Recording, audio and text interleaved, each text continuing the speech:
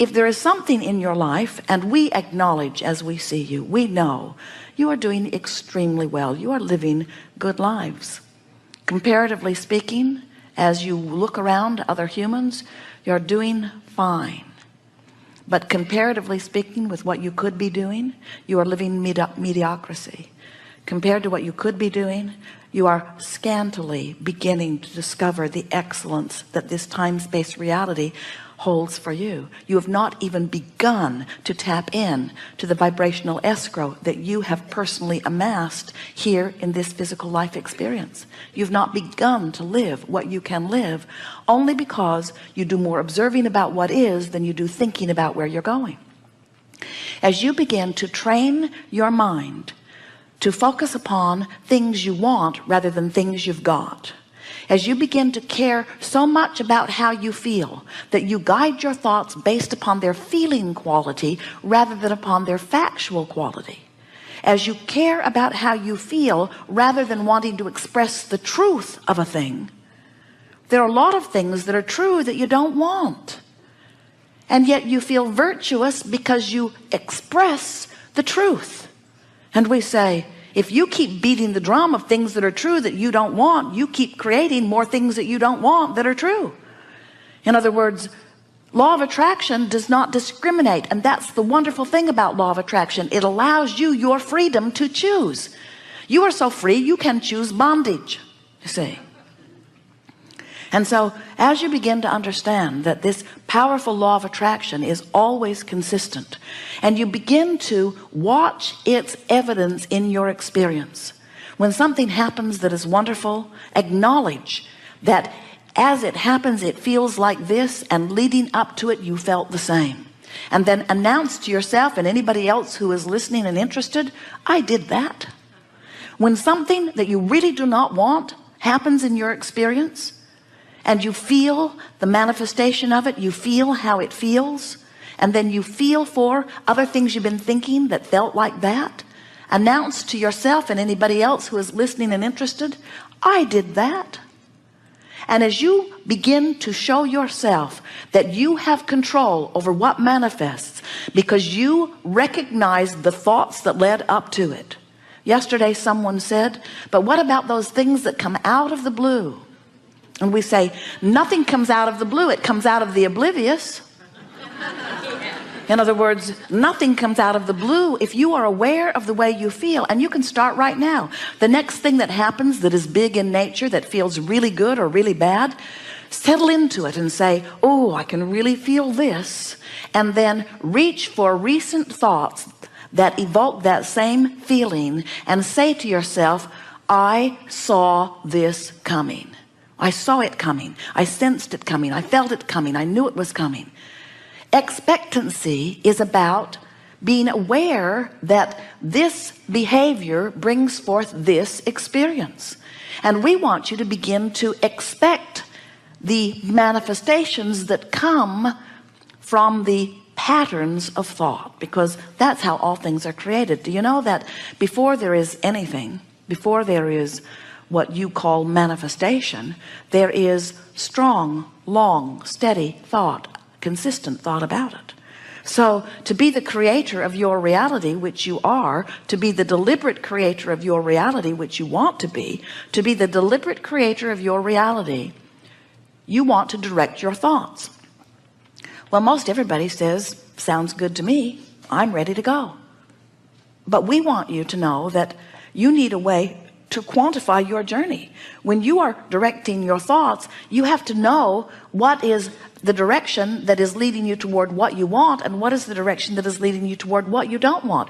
And when you listen to the others around you, have you ever had a decision to make, and so you decided you would poll the people that are close to you, and every one of them gave you a different answer? This one said do it, this one said don't do it, this one said do it but do it this way, this one said do it but do it this way, this one said don't do it and don't do it ever, and this one said don't do it but maybe do it later. And they drive you out of your mind because they can't possibly give you guidance that is good for you. They can only give you guidance about you that is good for them, because everyone must factor in how this fits into their life experience. Everyone is selfishly oriented. You cannot help but see through the eyes of self.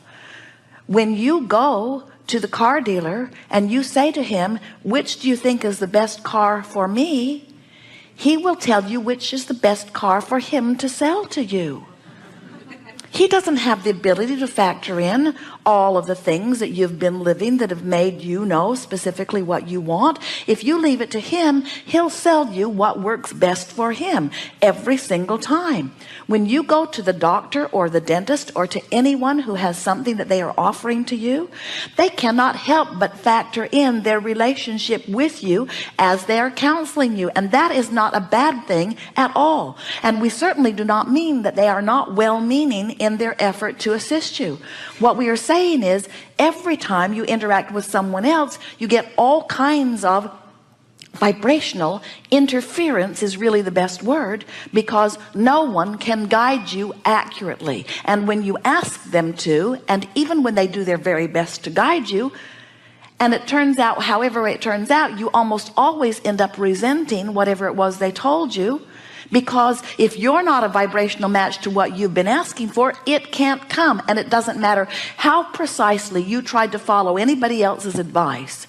You cannot quantify your journey, and you cannot get from where you are to where you want to be by asking anyone outside of you what is the proper path. Religion cannot give it to you. Politics cannot give it to you. Your mother cannot give it to you, and your teacher cannot give it to you. No one can give you accurate guidance, but no one needs to, because you've got built-in guidance. And the guidance works like this. You come forth from non-physical, but you don't all come forth from non-physical. The larger part of you, the eternal part of you, the source energy part of you, the God force part of you remains non-physically focused. Do you understand that? In other words, many people think that they're dead or alive, which means their soul is in heaven or it is here with them. Many people think that it is one way or the other, and we're wanting you to understand. It's like when you plug your toaster into the electricity that comes through your wall. You don't ask the electricity to come and be the toaster. You're happy that the electricity remains the electricity and that it powers your appliances. You understand the difference between the source of the energy and the toaster. And so we're not wanting to be disrespectful, but you are the toaster. You are the extension of source energy, but the electricity, the source, will always remain non-physically flowing to you. So this source energy is always there flowing to you. And as you are here in your physical experience, life is causing you to have a constant expansion of personal desires. And we cannot emphasize accurately or enough the power and importance of the personal part of your desires. You are uniquely perfect. You are personally perfect. You are uniquely asking, and source is delighted to respond to your unique requests that are born out of your unique life experience and perspective. Every single one of you is unique and appreciated. So you live life, whatever it is, and out of it you ask for those unique things. Now many of you say, oh, the things I'm asking for are not that unique. And we say, yes, they are. The combination of the life you live and the rockets of desires that shoot out of you and the vibrational escrow that is amassing on your behalf because of all that you've lived before and what you're living now is a unique part of the expanding universe, and every bit of it is of value. So you are uniquely asking, and your source energy is now standing in vibrational alignment with what you have asked for. Because when you are having exposure to an experience and you know what you don't want, source energy does not turn its attention to what you do not want. But in the moment that what is wanted is born out of that, source energy gives that its undivided attention. And that's why the expansion of the universe and the evolution of all species is so assured. Do you sort of get how that works?